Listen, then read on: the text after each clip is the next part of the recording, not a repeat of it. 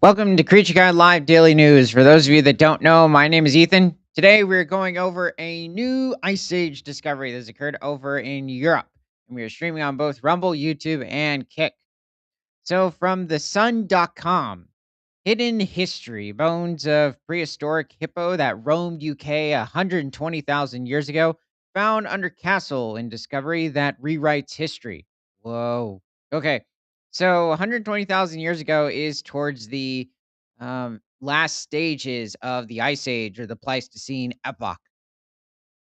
So during this time, there are a wide variety of different species of Ice Age megafauna that exist over different parts of Europe, Asia, North America, even over in different parts of South America and Africa. And this is still somewhere around 80,000 years before the large marsupials of Australia would go extinct. So they're still thriving. Wow. This is pretty insane that this occurred underneath a castle. Is that a molar of some herbivore? Oh, okay. So archaeologists have discovered the bones of a 120,000-year-old hippopotamus in a once in a lifetime discovery.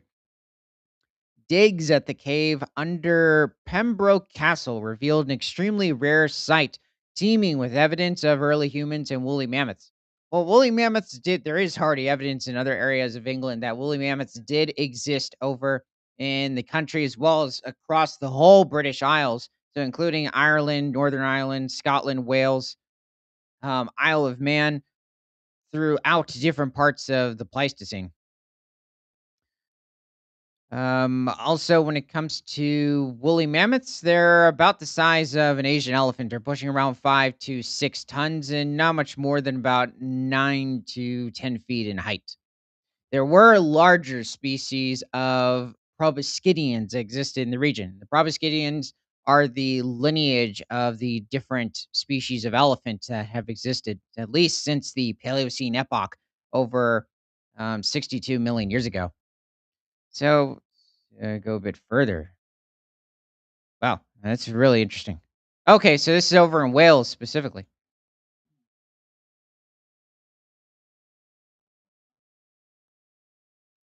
So that is quite astounding. Also, the habitat would have been completely different at this point.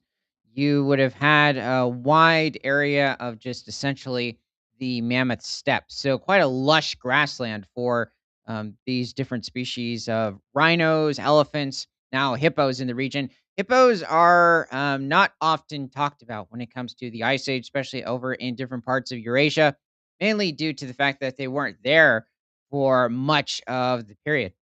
Actually, let's also bring up um, maybe the Merck's Rhino. So MERCK apostrophe S and then RHINO.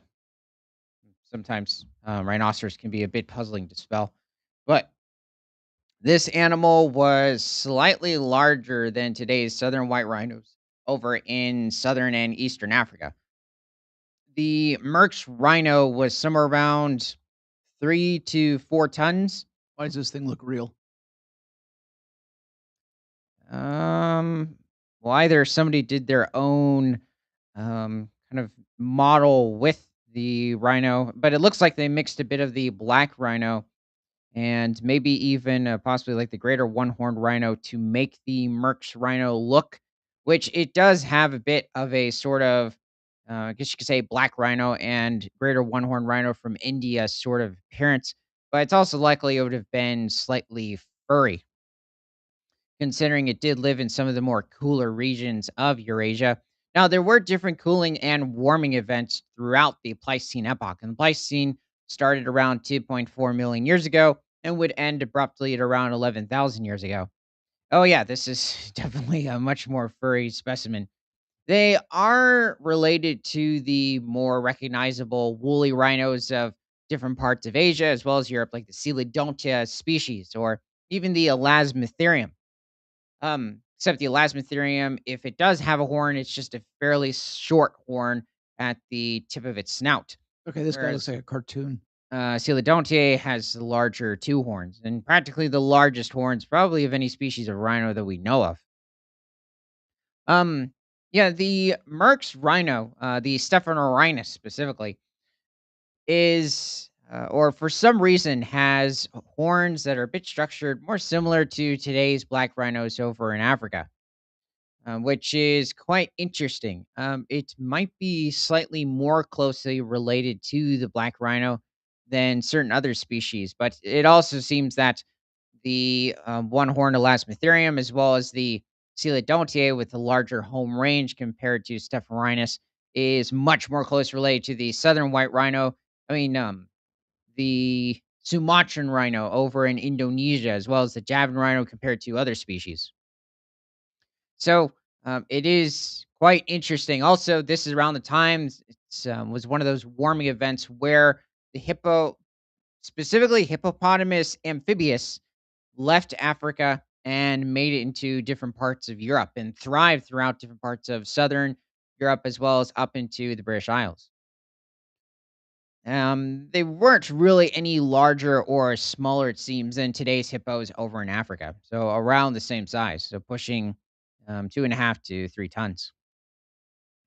Likely omnivorous as well. You also had cave hyenas over in England at this time too, pushing well over 250 to 300 pounds. Why isn't this moving? Oh, we're in a picture.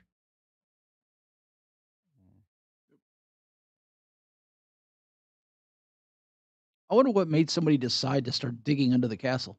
Project will be expanded for the next 5 years to discover more about human history. Um, why aren't we looking into more of the other animals? Researchers found evidence of early humans and animals under the medieval castle. No, those Yeah, people were just buried there. yeah. That's weird. Why can't I move anything? Oh,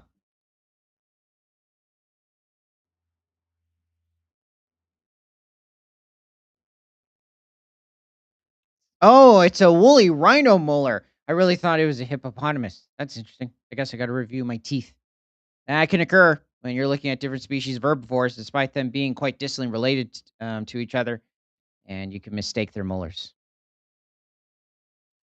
Excavation work at Wogan Cavern under Pembroke Castle has revealed the cave to be a treasure trove of prehistoric remains. The truly historic site has been subject to further digs in the past few years since the bones of a 10,000-year-old woolly mammoth were found under the castle in 2022. Whoa, wow. Okay, this castle is holding several gems.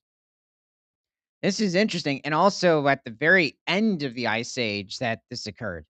Actually, technically afterwards. Interesting. It was entering like the younger Dryas event when that mammoth died. I mean, there were still other regions of the world. There were just small populations of mammoths, woolly mammoths specifically, Mammuthus primigenius that existed, especially on different islands.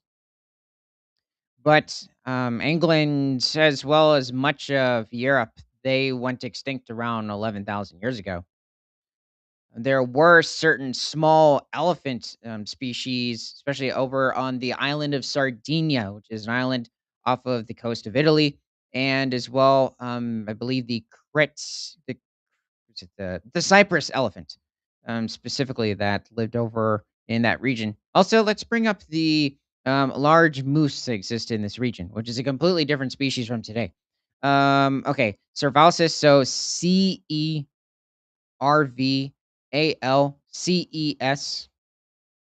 and then separate word Latrifons. So Cervalsis latrifons. Today we have Cervalsis cervalsis. This animal, also known as the broad-headed moose, and it had a very different sort of a antler structure compared to any species of deer today. And I'd say the Ice Age, like the Pleistocene and even the earlier Pliocene epochs. The Pliocene extended from about 7.5 million years ago to about 2.5 million years ago. And it scored a wide range of different species of deer that had very different antler structures from today's um, s- Cervalcidae species. Now, it does seem to have been slightly larger than today's moose. Yeah, I mean, this is the species. I was thinking of Cervalsis scotti, which is another species of moose.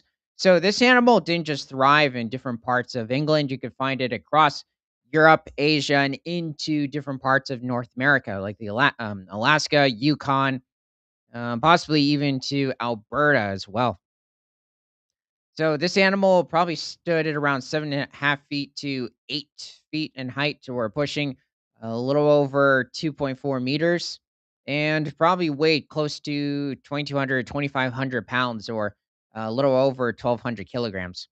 It was likely feeding on somewhat similar foods to today's moose. I mean, maybe it's likely taking advantage. Doesn't look that big in that picture. Yeah, unless I'm, mixing up the size with the Cervalsis. Wait, this is Scotti. This is Elatrophon. I put the wrong one up.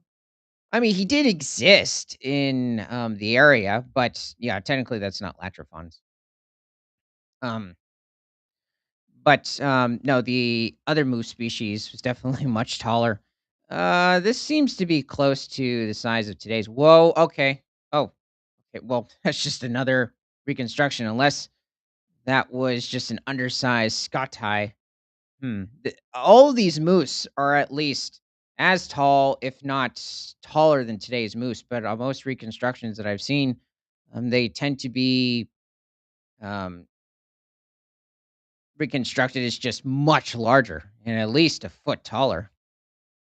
I mean, you can have it where moose in Alaska or the Yukon can reach somewhere around 7 feet in height, or pushing over like 2.1 meters. And these animals were much larger. They're also having to deal with much larger predators, especially Eurasian cave lions at this time, which occurred over in England. And well, actually, they covered Europe and Asia, as well as Someone put up different a parts. reconstruction standing next to it. Yeah, that looks pretty good. Wonder where this occurred. I don't know, but that thing is scary. Yeah, it's interesting. Yeah, it has almost like a sort of an elk, like a North American elk. And I guess you could say what Megaloceros or a red deer, sort of a mix to it. It doesn't the legs and the structure of the hooves or the feet do give a bit of a moose sort of appearance to it, but the rest of the animal, as well as a little bit of a bell, it doesn't really give a moose sort of a um persona, which is odd. It is quite interesting how these animals went from having more just typical sort of um red deer or white-tailed deer or even elk sort of snouts or just overall muzzles. And then all of a sudden, today's moose appears and it's completely different. Even when you look at reindeer, they have very distinct muzzle structures compared to other species of deer. Now, reindeer did exist, or they have existed for quite some time since the Ice Age, and they haven't changed too much. It still actually is a bit of a debate as to whether or not there are certain completely different species of reindeer or caribou over in different parts of Canada, as well as Europe and Asia, or they're just separate subspecies. I'm guessing this is another Cervalsis, is this Latrophons? Might be him, because this looks more of like a moose. I do wonder why they're not really giving that bell that you see on the necks of today's moose, especially bull moose, which is very interesting. Um, yeah, I don't mind the reconstruction, but I will say that there isn't much of like that bloatedness that you see in today's moose, especially around the nose region. It's a bit closer to an elk. I still think it's a good reconstruction. This animal did go extinct with the other different large moose species around 11,000 years ago, but beforehand, it had been thriving for several 100,000 years. Okay, let's take a look at what else they found. Also, probably a target for probably larger subspecies of today's gray wolves, so the Pleistocene wolves, not the dire wolf, which is a species of wolf that existed over in the United States, especially different parts of the western central part of the country. But that was Anocyon, so a completely different genus from Canis. So now archaeologists have made their most significant discovery yet with the revelation of a hippopotamus which roamed Wales 120,000 years ago. There is no other site like it in Britain. It is a once in a lifetime discovery, said Dr. Rob Dinas, who directed the initial excavations. Yeah, this is quite astounding, finding this underneath a castle. You could say to an extent that it's not necessarily too surprising that this occurred, but I think it's just the amount that has been discovered and the fact that nobody else before them, even with the construction of the castle, happened to come upon them or they didn't realize what they were looking at. It's almost a bit hard to believe, though. As well as animal remains, researchers have also found evidence of early humans and possibly even Neanderthals under the medieval castle. The landmark discoveries mean the University of Aberdeen project has now secured funding to delve deeper into the enormous cave over the next 5 years. Despite the limited work done so far, we can already say that Wogan Cavern is a truly remarkable site. Not only is there extremely rare evidence for early Homo sapiens, there are also hints at even earlier human occupation, probably by Neanderthals. Okay, let's see who else. There is no other site like it in Britain. Is a once in a lifetime discovery. Also, when it comes to the Ice Age over in England, much of Europe, you also had the steppe brown bear at this point, which I guess let's look him up. It's a bit of a debate as to whether or not it's its own species. Um, STE. Well, there's two P's. Mm. Yeah, and then E. Mm. Yeah, STEPPE for step. And then yeah, just brown bear. Whether it's its own specific species or it's just its own unique subspecies of brown bear. So it's still going to be very genetically distinct from other brown bear populations.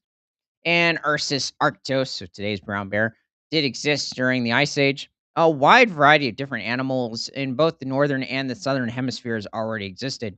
You had it where bush elephants in Africa today already existed during the Ice Age, and even the forest elephant as well.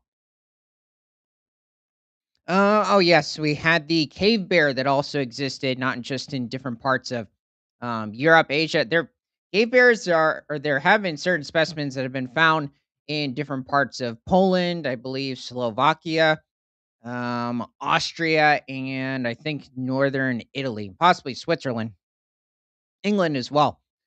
The cave bear was about the size of today's Kodiak brown bear, so pushing around 1,400 pounds or a little over 670 kilograms. But the step brown, it's even has here Ursus arctos priscus. So it's very possible it was just maybe a somewhat larger subspecies of brown bear. There are certain estimates of the animal weighing more than 2,000 pounds or a little over 950 kilograms. So pushing the size of a large polar bear. It did mention the short faced bear in that picture. Arctodus simus is strictly or is restricted to North America. This step brown bear bullies a pair of cave hyenas. Oh, off Megaloceros. Oh yeah, the in quote Irish elk, and it's not related to North American elk. It's not close. Well, it is, but it's not closely related to them. Nor is it closely related to the moose. It's actually more closely related to today's fallow deer, which are not native to much of Europe in general, even today. Um, it was just simply due to the ancient Italians bringing them over from Turkey and then just spreading them out throughout the continent. But I think that occurred like around 2,000 years ago. Beforehand, the Irish elk back in the Ice Age roamed practically most of Europe as well as different parts of Asia. But I don't believe its range extended all the way into different parts of Central Asia, Siberia, the extreme east Russian coast. Okay, how is a lion possibly this big? Um, well, the American lion could possibly reach as much as 1,000 pounds, or That thing even has a mane. the mane on a lion. Yep. Well, Eurasian the problem with this is that Eurasian cave lions and American lions, looking at details of their neck analysis, it doesn't seem like these animals had the ability to grow a mane. Maybe there's a bit of a puffiness on sides of their skull, like with what you see in tigers today. But even then, it was probably just a bare. I mean, there was, a dense layer of fur, but outside of that, there wasn't anything like a mane showing. So, could Eurasian cave lions have taken on like something like a steppe brown bear, a cave bear by themselves? Probably not. But, a pride, if they hunted in prides, that's still up for debate because at the moment, we don't really have a lot of evidence showing that these animals would have hunted in prides. But considering they're coexisting with mammoths, larger rhinos, there are Ice Age horses, like similar to today's Przewalski's horses. You even had over in Europe, I guess we should look this animal up too. The giant tusked or straight tusked elephant, Paleoxenon antiquus. So Paleoxodon.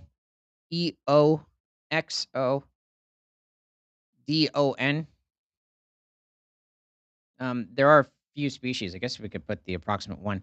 ANT, separate word. IQUITATUS.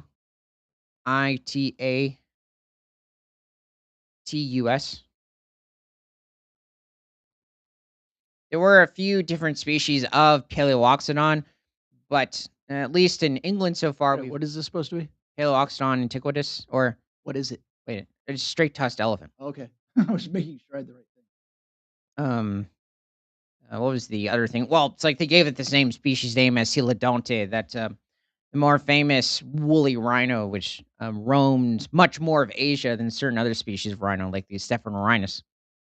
This is practically Paleoxenon. The tusks, however, would have probably have been much longer, but this is not a bad model sticking partially out of the wall. This animal existed well over 400,000 years ago during the Ice Age. Um, this might not be specifically the larger species. It might be a smaller species of Paleoxenon. No, wait a second. Saying Elephas antiquus. So is this like a modern elephant? That's a bit of an odd skull structure, especially with the tusks. I don't know. Elephas antiquus, I believe that that's the Asian elephant, which the Paleoxodon is closely related to. And it is also closely related to today's elephants over in Africa. But it had its own niche over on the mammoth steppe, but still likely in different areas, probably fed on different species of grasses compared to woolly mammoths. Also thrived in warmer regions. So it is likely, though, it did coexist with the large megaloceros deer, as well as the Merck's rhino, maybe also earlier in its evolution, and the Elasmotherium, as well as Eurasian cave lions, the Homotherium, the saber-toothed cats existed over in different parts of Europe and Asia too. Well, Homotherium you could find over in Alaska and the Yukon as well. Smilodon fatalis, however, Smilodon populator, the more famous saber-toothed cats from North America, however, did not coexist with the cave lions, maybe in the very northern part of their range over in North America, so possibly parts of southern Canada. They possibly came into contact with any cave lions that traveled that far south, but they probably weren't as much of a threat to them compared to American lions that Smilodon had to deal with consistently further south over in different parts of the western and central United States. The cave lion was only about 5 to 600 pounds, or a little over 270 kilograms. Wow. This is actually a very good painting of the Paleoxodon. It really has that distinct, almost like a Columbian mammoth and not, I wouldn't necessarily say a woolly mammoth. I mean, all of them have shorter ears, but it's like a Columbian mammoth and somebody else. Maybe the southern mammoth that I'm thinking of. But yeah, I like this painting of this herd just moving through a forest.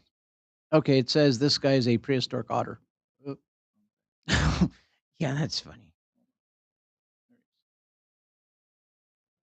Yeah, well, that's another representation. Here, there's a bit more It's size not a to it. representation of a prehistoric otter. No, there were large otters during the Pliocene epochs. But yeah, this is not a member of the Mustelidae lineage of mammals. Um, Now there were giant otters over in the island of Sardinia at this time, which could be well over 130 pounds, actually, possibly even pushing as much as 200 pounds, or a little over 90 kilograms. And they were feeding on large sharks. Well, not necessarily large sharks, but probably certain species of sharks in the region, maybe um, definitely other species of mollusks, but possibly hunting certain terrestrial mammals as well.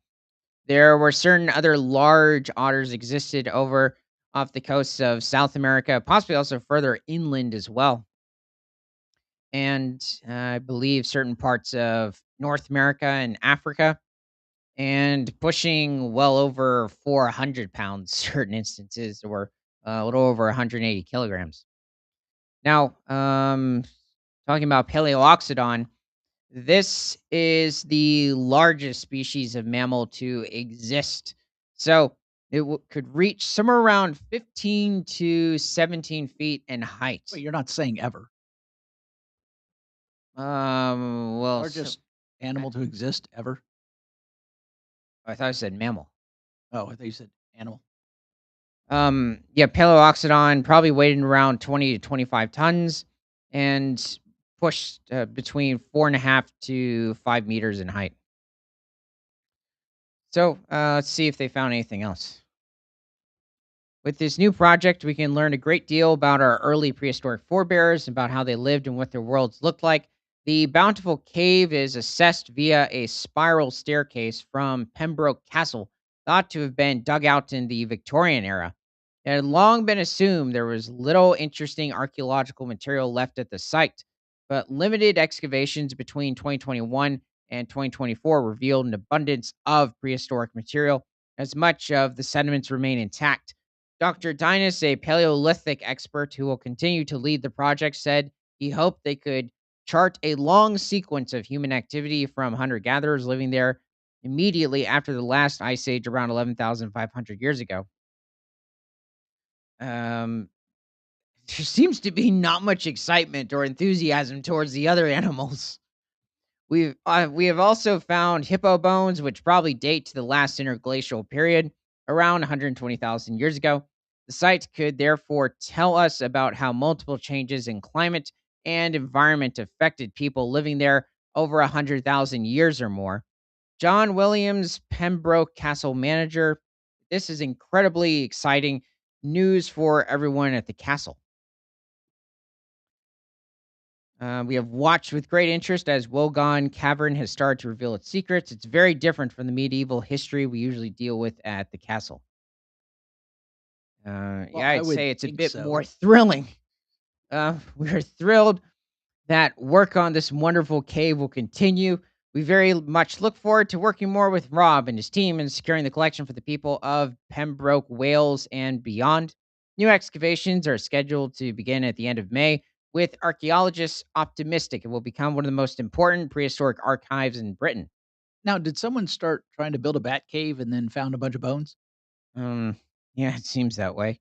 Well, but the weird thing is there hasn't really been any um pictures showing the hippos that they found. They showed us a molar of a woolly rhino. We're not exactly even sure what specific species it is, and if I guess they didn't find a complete skeleton, they might not even know themselves. Could be a huge guess. Um, Wonder what they're excavating there. Nah, it's not really saying. Yeah, it does tell us. No, it doesn't. It Oh, just just says human animal. and animal. Um, that's it. Jeez, it's another one of these. We have no idea. I could try to look into it later on, but geez, at least so far it seems that they might have come into contact with hippos, woolly mammoths, and they showed us a woolly rhino tooth. I don't remember if it mentioned that they found any Eurasian cave lion skeletons in the area or certain bone fragments. I would also assume possibly maybe even Megalosaurus in the region as well. Oh, that's a brand new article. No, it's